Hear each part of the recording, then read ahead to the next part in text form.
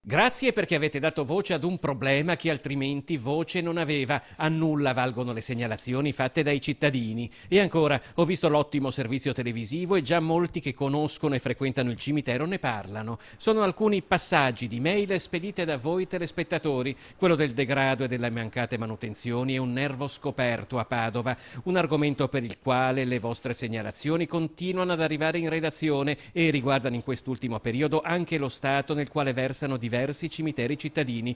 Come vi abbiamo raccontato accade a Granze di Camin, cui si riferivano le vostre mail, un cimitero dove le infestanti sono così alte da impedire l'accesso alle tombe, scrive un nostro telespettatore. Il degrado è massimo e dimostra l'incapacità da parte della nuova amministrazione.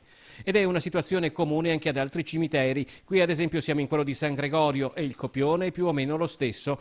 Il Comune ha reso noto i tempi degli interventi di sfalcio, è vero, ma in diversi si chiedono se non fosse il caso di programmarli in modo diverso, visto che per diversi padovani si tratterà di trascorrere altre settimane in mezzo ad una situazione che appare davvero poco consona al decoro che dovrebbe accompagnare chi visita i propri cari.